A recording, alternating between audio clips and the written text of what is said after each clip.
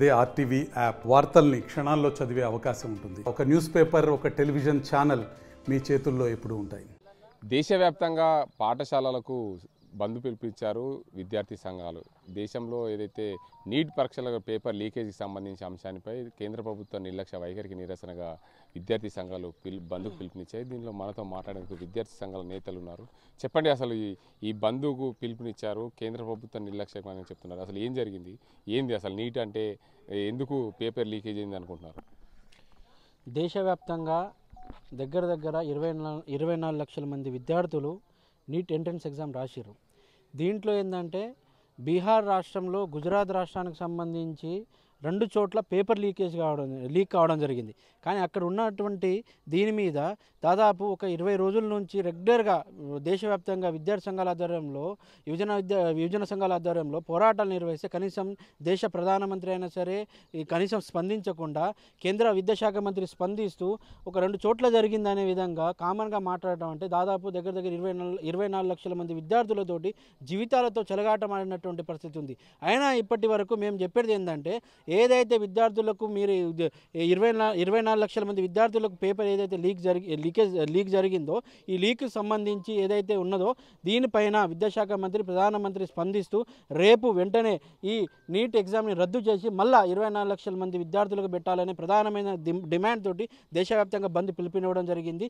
ఇప్పటికైనా కేంద్ర మంత్రి, విద్యాశాఖ మంత్రి, దేశ ప్రధానమంత్రి విద్యార్థులకు క్షమాపణ చెప్పాల్సినటువంటి అవసరం ఉంది. లేదంటే మీరు దీని మీద దేశ ప్రధానమంత్రి స్పందించకపోతే మాత్రం ఇంకా రాబోయే కాలంలో ఖచ్చితంగా దేశవ్యాప్తంగా కూడా ఆందోళన నిర్వహిస్తాం. దాంతోపాటు 24 లక్షల మంది విద్యార్థులకు మళ్ళా నీట్ పరీక్షను వెంటనే రద్దు చేసి పెట్టాల్సిందిగా మేము కోరుతూ ఉన్నాం, డిమాండ్ చేస్తూ ఉన్నాం. దాంతోపాటు ఏదైతే ఎన్ఈపి 2020కి సంబంధించి ఎన్ఈపి నూతన జాతీయ విద్యా విధానం ఏదైతే ఉందో దాన్ని కూడా వెంటనే రద్దు చేయాలి. దాంతోపాటు తక్కువ విద్యార్థులు ఉన్నటువంటి పాఠశాలలని కుదింపు చేసే విధంగా దేశవ్యాప్తంగా కేంద్ర ప్రభుత్వం ఆలోచిస్తూ ఉంది. దాన్ని కూడా వెనక్కి తీసుకోవాల్సిందిగా ప్రధానమైన డిమాండ్లతోటి ఈ బంద్ పిలుపునివ్వడం జరిగింది. మీరు చెప్పండి, దేశవ్యాప్తంగా విద్యార్థి సంఘాలు అన్ని విద్యా సంస్థలకు బంద్నిచ్చాయి. అందులో భాగంగా తెలంగాణ యూనివర్సిటీ కూడా ఈరోజు బంద్కు పిలుపునిచ్చారు. అసలు ఈ నీట్ ఎగ్జామ్స్ పైన బంద్కు పిలుపునిచ్చినైతే కేంద్ర ప్రభుత్వం దిగి వస్తుందంటారా? దేశవ్యాప్తంగా ఈరోజు వాస్తవంగా రేషనలైజేషన్ పేరుతోని లేదా ఇంకా మిగతా అక్కడ సౌకర్యాలు అనే దాంతో దేశవ్యాప్తంగా ప్రభుత్వ పాఠశాల మూసివేత జరుగుతుంది. అదేవిధంగా సెంట్రల్ యూనివర్సిటీలో కానీ, స్టేట్ యూనివర్సిటీలో కానీ కనీస నిబంధనలు పాటించకుండా యూనివర్సిటీలను కూడా నిర్వీర్యం చేసే పరిస్థితి ఈరోజు దేశంలో ఉన్నది.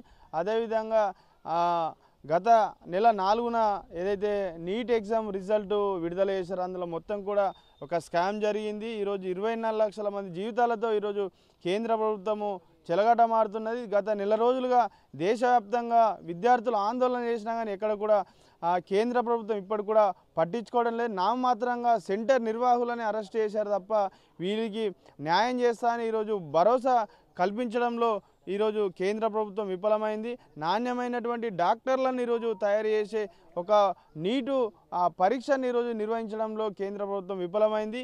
ఈ నీట్ పరీక్ష పత్రమే కాదు, గతంలో కూడా అనేక లీకేజీలు అయినటువంటి 70 పరీక్షా పత్రాలు లీక్ అయినటువంటి పరిస్థితులు అయినా కానీ ఈరోజు విద్యార్థి జీవితాలతో ఈరోజు చెలగాటమాడుతున్నటువంటి పరిస్థితి. దీనికి వ్యతిరేకంగా ఈరోజు దేశవ్యాప్త విద్యా సంస్థలకు బంద్ పిలుపుకోవడం జరిగింది. అందులో భాగంగా తెలంగాణ రాష్ట్రంలో ఈరోజు ప్రజాపాలనని చెప్పుకుంటున్నటువంటి రేవంత్ రెడ్డి ఈరోజు అక్రమంగా అరెస్టులు చేయించి ఈరోజు జైళ్లకు తరలించడం సరైంది కాదని మేము దీన్ని రాష్ట్ర వ్యాప్తంగా అక్రమ అరెస్టులను ఖండించాలని మేము ప్రజానికానికి విజ్ఞప్తి చేస్తున్నాం.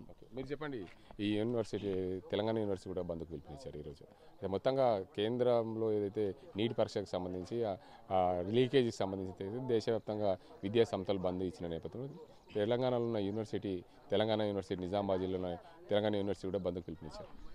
ఈరోజు మొత్తం కేంద్ర ప్రభుత్వం ఏం చేస్తూ ఉందంటే, ఈ ప్రశ్నపత్రాలు లీకేజ్ అనేది రాష్ట్రం నుంచి కేంద్ర ప్రభుత్వం వరకు పాకినటువంటి పరిస్థితి ఉంది.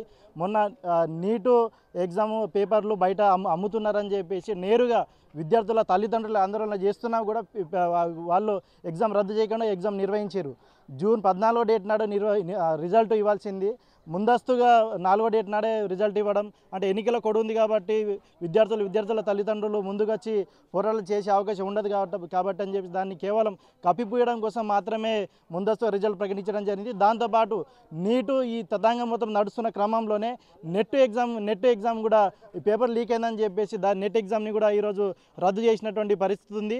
ఈ యూనివర్సిటీ కేంద్రాలుగా విద్యార్థులు అడగడానికి అక్కడ ప్రశ్నించడానికి పోతే మొన్న హెచ్సియు హైదరాబాద్ సెంట్రల్ యూనివర్సిటీలో కూడా విద్యార్థుల్ని కూడా వాళ్ళని సస్పెండ్ చేయడం జరిగింది. బయట ఒక చిన్న పాకలాగా వేసుకొని అక్కడ నిరసన తెలుపుతూ ఉన్నారు. తెలంగాణ యూనివర్సిటీలో కూడా ఈరోజు సమస్యలకు నీలంగా మారినటువంటి పరిస్థితి ఉంది. కేంద్ర ప్రభుత్వం పాఠశాలను కూడా మూసివేస్తూ ఉంది.